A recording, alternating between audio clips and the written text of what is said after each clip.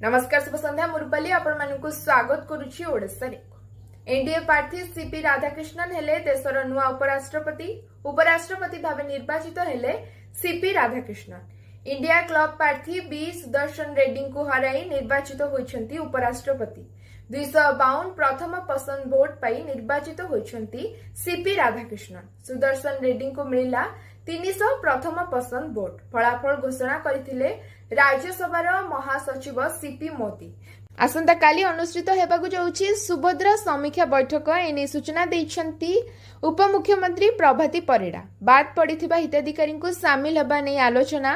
3 विभाग को तथ्य मागिछि महिला और शिशु कल्याण विभाग, परिवहन खाद्य जोगाण और स्वास्थ्य विभाग, वाणिज्य परिवहन विभाग को 4 चकिया तथ्य मगा जाइथिला। मृत हिताधिकारी तालिका जांच पई स्वास्थ्य विभाग को मध्य तथ्य मगा जाइथिला। धान बिक्री तथ्य खाद्य और जोगाण विभाग को मगा जाइथिला। 3 विभाग रिपोर्ट आधार रे आसंता काली सुभद्रा समीक्षा बैठक अनुष्ठित हेबाकु जाउछि। बाद हिताधिकारी को जोड़िबा नै होई पारे निष्पत्ति। एने सूचना दैछंती उपराष्ट्रपति प्रभाती परिडा। ओपीएससी द्वारा परिचालित परीक्षार साक्षात्कार नंबर सार्वजनीन बाध्यतामूलक। एने ओडिशा मुख्य सूचना अधिकार कमिशनर ओपीएससी को निर्देश दैछंती।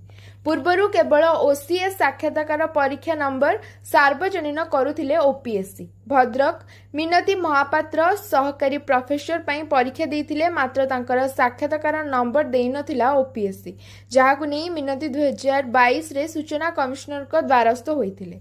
सूचना कमिशनर विचार करी सबु साक्षात्कार नंबर सार्वजनीन करबाकू निर्देश दैछि। जगतसिंहपुर रामतरा निकटरे कूल लांघिला समुद्र कूल लंघी जनबसती आड़कू प्राय 700 मीटर पर्यंत माड़ी आसीछि लुणीपाड़ी। व्यापक अंचल जलमग्न सह चाष जमीरे माड़ीगला लुणीपाड़ी। रामतरा, पद्मपुर, सियाली और कलाबेदी गाँव रे लोके भयभीत।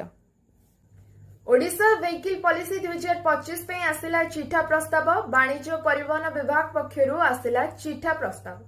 2021 ईवी पॉलिसी अनुसार 4 वर्ष रे 20% ईवी लक्ष्य धार्य करा जायतिला। सरकारी प्रोत्साहन सत्वे मात्र 9% ईवी गाड़ी रास्ता रे गड़ुछि। लक्ष्य हासिल पई सरकार ओडिशा ईवी पॉलिसी 2025 आसिबो। ओडिशा को देशर मॉडल स्टेट करबा पई प्रस्तुत होइछि ड्राफ्ट। 2036 सुधा 70% और 2047 सुधा 80% ईवी वेहिकल गड़िबा नै लक्ष्य रखा जाइछि। विज्ञप्ति प्रकाश ठारू 2030 डिसेंबर 31 पर्यंत पॉलिसी बलवत्तर रहिबो। शिक्षानुष्ठान गुड़िकु मध्य 12 मासरे ईवी गाड़ी आपणाइबाकू परामर्श दिया जाइछि। सेबळी स्वास्थ्य और गृह विभाग को मध्य वर्षक भितरे ईवी गाड़ी पई परामर्श 30 दिन भितरे मतामत देबाकू आह्वान करिसेंती सरकार। आज पे एतिकी। धन्यवाद। शुभरात्रि।